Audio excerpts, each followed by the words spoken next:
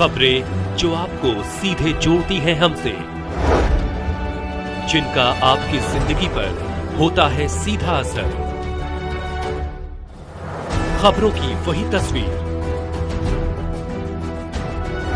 बिना बदले बिना डरे, जज्बा सच का लिए, सच दिखाते हैं।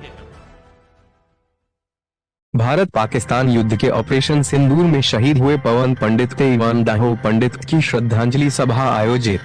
मुख्य अतिथि वैश्य जागरण मंच के अंतर्राष्ट्रीय अध्यक्ष डॉक्टर राजकुमार आजाद ने कहा कि सैनिक जागता है तभी देशवासी चैन की नींद सो पाता है। बेगूसराय बिहार। बेगूसराय नगर के अंबेडकर भवन के प्रांगण में नावकोठी प्रखंड के छतौना निवासी पवन पंडित तथा राजस्थान निवासी दाहो पंडित के भारत पाकिस्तान युद्ध के ऑपरेशन सिंदूर में शहीद होने पर राष्ट्रीय कुम्हार महासभा द्वारा श्रद्धांजलि सभा आयोजित किया गया। सभा की अध्यक्षता कुम्हार महासभा के प्रदेश महासचिव एवं वैश्य जागरण मंच के जिला अध्यक्ष धर्मदेव पंडित ने किया। मंच संचालन वैश्य जागरण मंच के राष्ट्रीय महासचिव डॉक्टर सीताराम पंडित ने किया।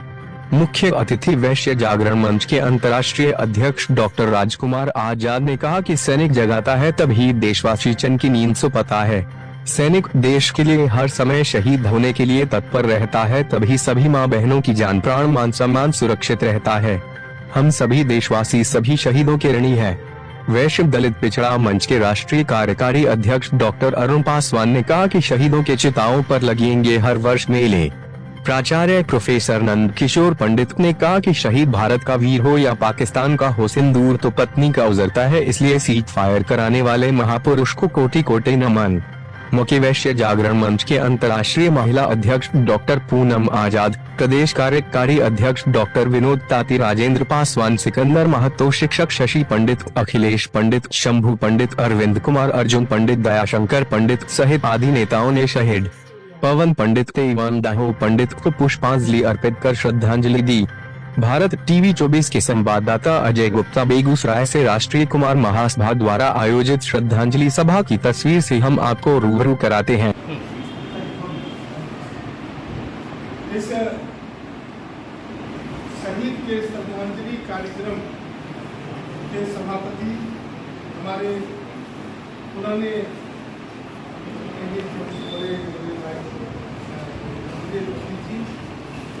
हमारे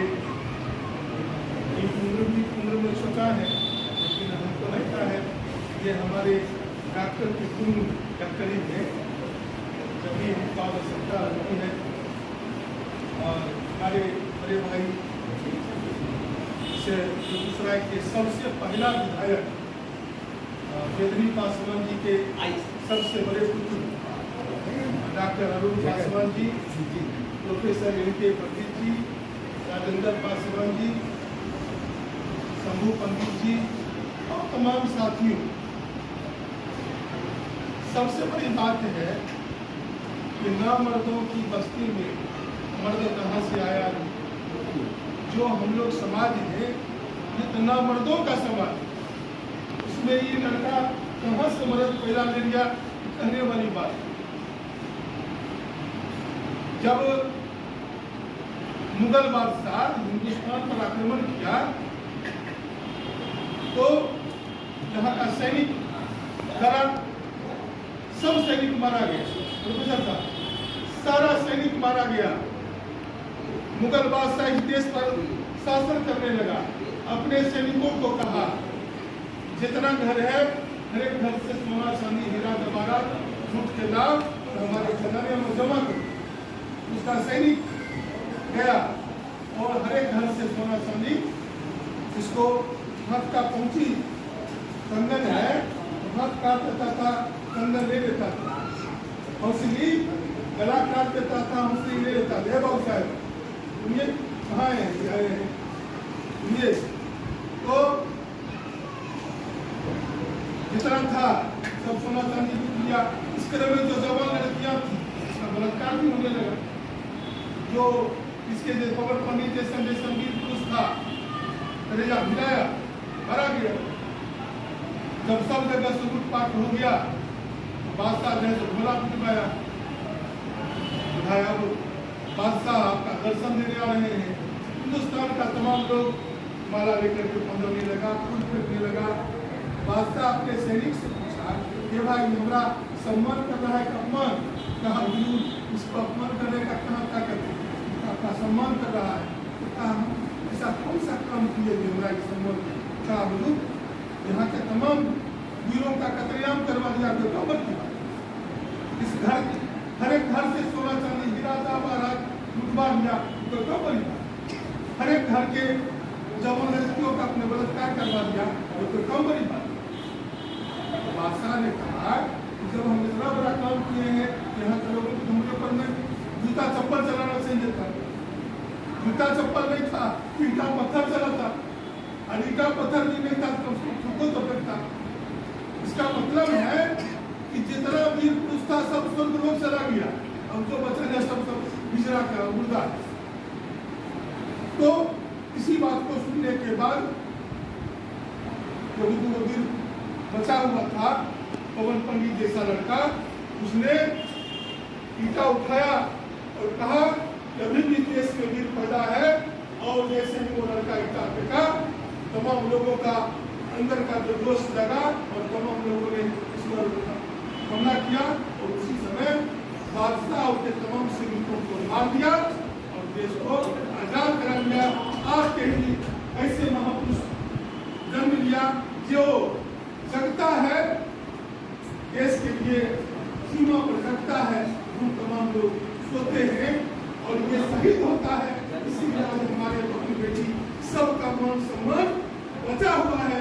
जिस दिन यह भाग जाएगा सीमा पर से, आपको तमाम संगठनों का भी जो दुर्गति हुआ तमाम का बलिदान हो जाएगा। हर एक घर से सोना चांदी हीरा दोबारा उठा जाएगा। इसीलिए यह जो महापुरुष है जिसके शहीद शहादत के कारण हम लोग आज सुरक्षित हैं, इनका कोटि कोटि धन्यवाद कीजिए। और तमाम लोग इनके आगे नतमस्तक कीजिए कि तुम था, इसीलिए हम लोग इतना सुरक्षित थे। और आपके सुरक्षा रखने के लिए ये बेचारा शहीद हो गया। इसलिए हम तमाम बेगूसराय जिला, बिहार, पूरे हिंदुस्तान के 22 समाज, 22 करीब पिछड़ा मंच के देखिए, ये आपके अरुण पासवान बाबू राष्ट्रीय अध्यक्ष हैं। और तमाम समाज, दूसरी बात देखिए हमारा समाज कितना है।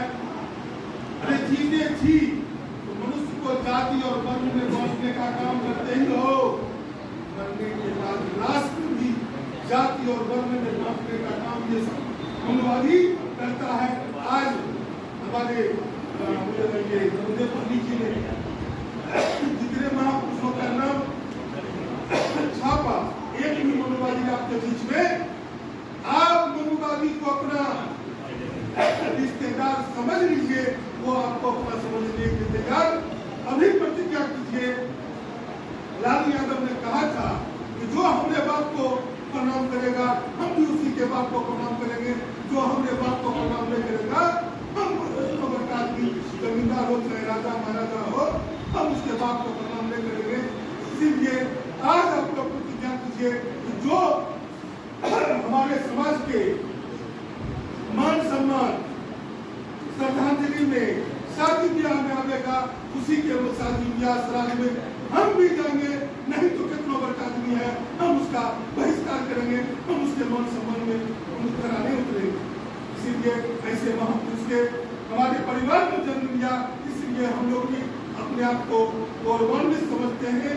और अपने बेटा हमने कहा है अगर हमारी सरकार बनेगी तो जितना भी आदमी है सबको इजराइल की तरह, जितना आदमी है सबको एनसीसी की तरह प्रशिक्षण दिया जाएगा और युद्ध होगा तो सैनिक खोजना नहीं पड़ेगा।